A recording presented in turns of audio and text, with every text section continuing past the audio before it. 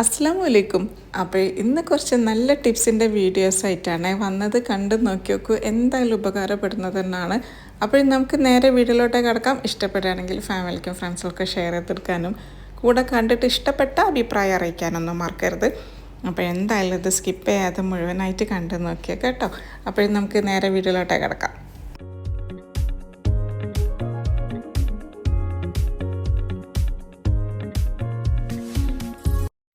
ഫസ്റ്റത്തെ ടിപ്പ്, അപ്പോൾ നമ്മൾ എഗ്ഗൊക്കെ മാർക്കറ്റിൽ പോയിട്ട് ട്രേ അടക്കം വാങ്ങുന്ന സമയത്ത് നല്ല വൃത്തിയും വെടുപ്പും നല്ല വെള്ള കളറൊക്കെ ആയിട്ട് കാണുമ്പോഴാണല്ലോ നമ്മളത് വാങ്ങിക്കൊണ്ടുവരാറ്. പക്ഷെ വീട്ടിലെത്തുന്ന സമയത്താണ് മനസ്സിലാകുക ചിലത് ചീത്താണ്, ചിലത് ചീത്തായിട്ടില്ല എന്ന്. അതെങ്ങനെ തിരിച്ചറിയേണ്ടത് നോക്കിയാലോ. അപ്പോൾ അത്യാവശ്യം നല്ല വലിപ്പമുള്ള ഒരു ഡവറയിലേക്ക് വെള്ളം എടുത്തിട്ടുണ്ടായിരുന്നു. അതിലേക്ക് ഒരു 1/4 ടീസ്പൂൺ ബേക്കിംഗ് സോഡയും കൂടെ ഇട്ട് കൊടുക്കാം. അതായത് വെള്ളം നമ്മൾ എടുക്കുന്ന സമയത്ത് ശ്രദ്ധിക്കുക, എഗ്ഗ് ഇങ്ങനെ കവറാവുന്ന രീതിയിലായിരിക്കണം കേട്ടോ. അതായത് മുങ്ങുന്ന രീതിയിലായിരിക്കണം വെള്ളം ഒഴിച്ചു കൊടുക്കാനായിട്ട്. ബേക്കിംഗ് സോഡ അത്ര മതി, 1/4 ടീസ്പൂൺ, അതിൻ്റെ കൂടുതൽ വേണമെന്നൊന്നുമില്ല. ബേക്കിംഗ് സോഡ നമുക്ക് ഇതിലേക്ക് ഇട്ട് കൊടുക്കുന്ന സമയത്ത് 2 ഉപകാരമാണ്. എഗ്ഗ് നല്ല വൃത്തിയായിട്ട് കിട്ടുകയും ചെയ്യും, ചീത്തായിട്ടുള്ള എഗ്ഗിനെ തിരിച്ചറിയാനും പറ്റും കേട്ടോ.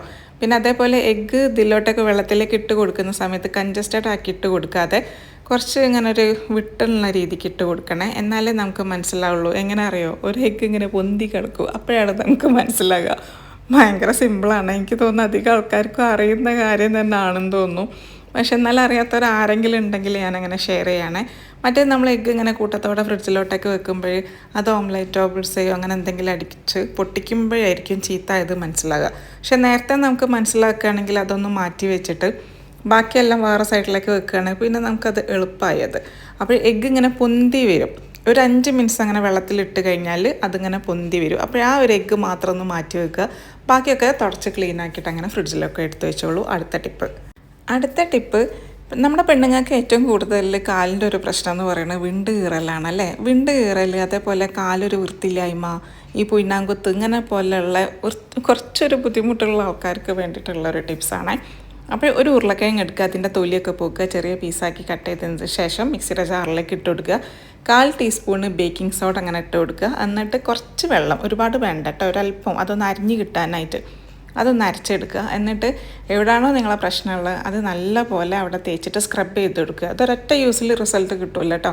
ഒരു 1-2 ആഴ്ച അങ്ങനെ നല്ല രീതിക്ക് അതൊന്ന് ഡെയിലി യൂസ് ചെയ്യുക. നേരെ ചൂടുവെള്ളത്തിലൊന്ന് കഴുകിയെടുക്കുകയാണെങ്കിൽ പിന്നെ പുയ്നാങ്കുത്തിൻ്റെ അങ്ങനെ പ്രശ്നം ഉണ്ടെങ്കിൽ, വൃത്തികേടുണ്ടെങ്കിൽ അതൊന്ന് വൃത്തിയായി കിട്ടുകയും ചെയ്യും. അതേപോലെ വിണ്ട് കീറൽ, വലിയ രീതിക്കുള്ള വിണ്ട് കീറലാണെങ്കിൽ പിന്നെ നാരങ്ങ ഇല്ലേ, ചെറുനാരങ്ങ, അതിൻ്റെ ജ്യൂസ് മുഴുവനായിട്ട് ഇതിലോട്ടേക്കൊന്ന് മിക്സ് ആക്കിയിട്ടൊന്ന് സ്ക്രബ് ചെയ്ത് കൊടുത്ത് നോക്കി നോക്കൂ. നല്ല ക്ലീനായിട്ട് കിട്ടും കേട്ടോ. അപ്പം പിന്നെ സലൂണിലൊന്നും പോയിട്ട് പെഡിക്യൂറും മാനിക്യൂറും ഒന്നും ചെയ്യേണ്ടത് കയ്യിലോട്ടേക്ക് ഉപകാരമാണ്. കൈയൊക്കെ ഒരു വൃത്തികേടായിട്ടുള്ള ആൾക്കാരാണെങ്കിൽ ഇതിങ്ങനെ സ്ക്രബ് ചെയ്ത് നോക്കി നോക്കും. അപ്പോൾ അത് ഒരുപാട് കെമിക്കലൊന്നും ഇല്ലാതെ ചെയ്യുന്നതുകൊണ്ട് നമുക്കത് വൃത്തിയായിട്ട് കിട്ടുകയും ചെയ്യും.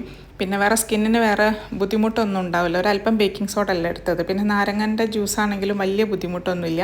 അപ്പോൾ ഒരു 1-2 ആഴ്ച അങ്ങനെ ചെയ്ത് നോക്കുകയാണെങ്കിൽ കാലും വൃത്തിയായി കിട്ടും, കൈയും വൃത്തിയായി കിട്ടും കേട്ടോ. പിന്നെ നമുക്കിത് ഒരു ഒറ്റ ദിവസം അരച്ച് വെക്കുകയാണെങ്കിൽ ഒരു 2 ദിവസത്തേക്ക് കണക്കാക്കിയിട്ട് അങ്ങനെ അരച്ച് വെച്ചിട്ട് ഫ്രിഡ്ജിൽ വെച്ചോളൂ. അതിൽ കൂടുതൽ വെക്കണ്ട കേട്ടോ. ബാക്കിയുള്ള ദിവസം വേണ്ടതിനനുസരിച്ചിട്ട് ഉരുളക്കിഴങ്ങ് അങ്ങനെ അരച്ചിട്ട് യൂസ് ചെയ്യാൻ വേണ്ടി മറക്കരുത്. നല്ല വിണ്ട് കീറലുണ്ടെങ്കിൽ നാരങ്ങൻ്റെ മുഴുവൻ ജ്യൂസ് എടുക്കാൻ വേണ്ടി മറക്കരുത്. ഇനി അടുത്ത ടിപ്പ്, ക്യാരറ്റൊക്കെ നമ്മൾ കൂടുതൽ വാങ്ങി വെക്കുന്ന സമയത്ത് ഒരു 2-3 ദിവസം കഴിയുമ്പോഴേ അത് ഇങ്ങനെ ചുരുങ്ങി പോകുന്ന പതിവാണല്ലോ അല്ലേ. അതിൻ്റെ ഒരു ഫ്രഷ്നെസ് അങ്ങനെ പോകും, നോർമലാണ്. അത് ഫ്രിഡ്ജിൽ വെച്ചാലും പുറത്ത് വെച്ചാലും ഒക്കെ കണക്ക് തന്നെ. അപ്പോൾ ഞാൻ ചെയ്യാറ് എന്താ പറയുക, പാത്രത്തിൽ ഒരല്പം വെള്ളം എടുക്കും. അതിങ്ങനെ കുമിഞ്ഞ് കൂടുന്ന രീതിക്ക് വെള്ളം എടുക്കരുത്, ഒരല്പം. എന്നിട്ട് ക്യാരറ്റ് അതിലേക്ക് ഇട്ടിട്ട് അടച്ച് വെച്ചിട്ട് ഫ്രിഡ്ജിൽ വെക്കുകയാണെങ്കിൽ 1-2 ആഴ്ച നല്ല ഫ്രഷ് ആയിട്ട് കിടക്കുക. ഇനി അടുത്ത ടിപ്പ്, അപ്പോൾ പെട്ടെന്നൊരു ദോശ തയ്യാറാക്കണം എന്ന് ആഗ്രഹമുള്ള ആൾക്കാരാണെങ്കിൽ, കുറച്ച് അതായത് പ്രോട്ടീനൊക്കെ അടങ്ങിയിട്ടുള്ളത് കഴിക്കണം എന്ന് ആഗ്രഹം ഉണ്ടെങ്കിൽ ചെറുപയറൊക്കെ കുറച്ച് നേരത്തെ കുതിർത്തിട്ട്, അതായത് ഒരു 2 മണിക്കൂർ കുതിർത്തിട്ടുള്ള ചെറുപയർ ശരിക്കും കഴുകി വൃത്തിയാക്കിയിട്ട് നമുക്ക് മിക്സിയുടെ ജാറിലോട്ടേക്ക് ഇട്ട് കൊടുക്കാം. സത്യം പറയുകയാണെങ്കിൽ ഞാൻ പണിയെടുക്കുന്ന സമയത്ത് എൻ്റെ പൂച്ചക്കുട്ടി സമ്മതിക്കുന്നില്ല കേട്ടോ. എന്ത് ചെയ്യുമ്പോഴും ഒരു പ്രത്യേക അത്ഭുതം മൂപ്പർക്ക്, ഞാനിവിടെ എന്താ ചെയ്യുന്നത് എന്നുള്ളത്. അപ്പോൾ കുറച്ച് നേരത്തേക്ക് മൂപ്പരെ ശല്യപ്പെടുത്തലൊക്കെ കഴിഞ്ഞതിന് ശേഷമാണ് ബാക്കി വീഡിയോ ഞാനങ്ങനെ കണ്ടിന്യൂ എടുക്കുന്നത്. ഇപ്പന്മാർക്ക് എല്ലാവരും അത്ഭുതമാണ്, ഭയങ്കര രസമാണ് കാണാൻ.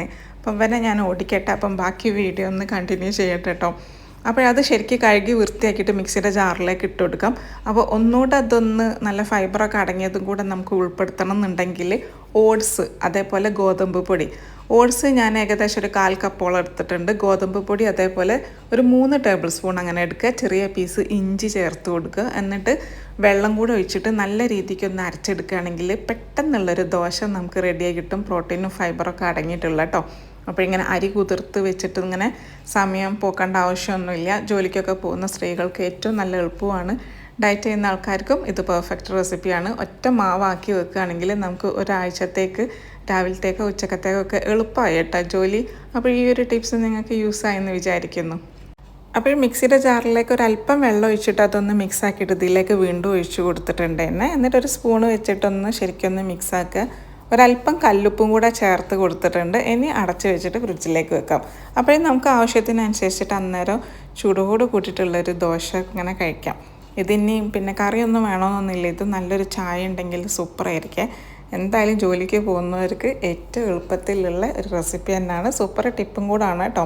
അപ്പോൾ ഞാനത് ഓരോരോ ദിവസമാക്കിയിട്ട് അങ്ങനെ ദോശ ഉണ്ടാക്കി കഴിച്ചിട്ടുണ്ടായിരുന്നു. അപ്പം നമുക്ക് ബ്രേക്ക്ഫാസ്റ്റിനൊന്നും ഇങ്ങനെ ആലോചിക്കേണ്ടല്ലോ. അങ്ങനെ എന്തെങ്കിലും ഒന്ന് ഫ്രിഡ്ജിലാക്കി വെക്കുകയാണെങ്കിൽ എന്തെങ്കിലും നല്ലൊരു കറിയോ അല്ല ചായയൊക്കെ ഉണ്ടേ പൊളി. ഇനി നമുക്ക് അടുത്ത ടിപ്പിലേക്ക് പോകാം.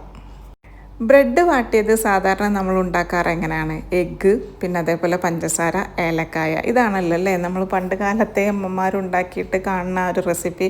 അപ്പോഴതിനൊരു കൂടുതൽ ടേസ്റ്റ് കൂട്ടാനായിട്ട് ഞാൻ ചെയ്യാറെന്താ അറിയോ? ഏലക്കായക്ക് പകരം വാനില എസൻസ് ഒഴിച്ചു കൊടുക്കും. പിന്നെ അതേപോലെ ഒരു 2 എഗ്ഗാണെങ്കിലോ 3 എഗ്ഗാണെങ്കിലോ ഒരല്പം പാല്, കുറച്ച് ക്രീമി ആയിട്ടുള്ള പാലില്ലേ, അതൊഴിച്ചിട്ട് ശരിക്കും ഒന്ന് മിക്സ് ആക്കിയിട്ട് ബ്രെഡ് ഒന്ന് ടോസ്റ്റ് ചെയ്ത് നോക്കി നോക്കൂ. സൂപ്പർ ടേസ്റ്റ് കേട്ടോ. നമ്മൾ കഫേയിലൊക്കെ പോയിട്ട് ഫ്രഞ്ച് ടോസ്റ്റൊക്കെ കഴിക്കാറില്ലേ, അതിൻ്റെ ആ ഒരു ടേസ്റ്റാണ് കേട്ടോ അതിന് കിട്ടാറ്. അപ്പോൾ ഏലക്കായ ഒഴിവാക്കിയിട്ട് വാനില എസൻസ് അങ്ങനെ ചേർത്ത് കൊടുത്ത് നോക്കി നോക്കും. അതേപോലെ പാലും കൂടെ. ഇനിയിപ്പോൾ പാലില്ലെങ്കിൽ നാട്ടിൽ തേങ്ങാപ്പാലൊക്കെ കിട്ടുമല്ലോ, നല്ല തിക്കിൽ തേങ്ങാപ്പാൽ ഇങ്ങനെ കുറച്ച് ഒഴിച്ചിട്ട് ഇതാക്കുകയാണെങ്കിൽ ഭയങ്കര ടേസ്റ്റായിരിക്കും. ട്രൈ ചെയ്യാൻ വേണ്ടി മറക്കരുത്. ഇനി അടുത്തത് വെള്ളക്കടലാണെങ്കിലും കറുത്ത കടലൊക്കെ ആണെങ്കിലും നമ്മൾ കുതിർത്തിടുന്ന സമയത്ത് അതിനൊരു മയത്തം കിട്ടാനായിട്ട് ഞാൻ ചെയ്യാറെന്താ അറിയോ? ആദ്യം കടലൊരു പാത്രത്തിലേക്ക് ഇടും. ശരിക്കും കഴുകി വൃത്തിയാക്കി കഴിഞ്ഞതിന് ശേഷം വെള്ളം ഒഴിച്ചു കൊടുക്കും. പിന്നെ ബേക്കിംഗ് സോഡ, ഒരല്പം ബേക്കിംഗ് സോഡ അങ്ങനെ ഇട്ട് കൊടുക്കുകയാണെങ്കിൽ നമ്മൾ അടുത്ത ദിവസമായിരിക്കുമല്ലോ എന്തായാലും ഈ കടല നമ്മൾ കറി വെക്കാനായിട്ട് എടുക്കുക. അപ്പോൾ ആ ഒരു കടലയ്ക്ക് നല്ലൊരു മയത്തായിരിക്കും കേട്ടോ. അപ്പോഴതൊന്ന് ട്രൈ ചെയ്ത് നോക്കിയേക്കൂ. ആർക്കെങ്കിലും അറിയുന്നവരുണ്ടെങ്കിൽ ഓക്കെ, അറിയാത്തവർ ആരെങ്കിലും ഉണ്ടെങ്കിൽ നിങ്ങൾക്ക് വേണ്ടിയിട്ടാണ് ഷെയർ ചെയ്യുന്നത്. ഇനി അടുത്ത ടിപ്പ്, ചെമ്മീൻ ഏറ്റവും എളുപ്പത്തിൽ മുറിക്കുന്ന രീതിയാണ് പറയുന്നത്.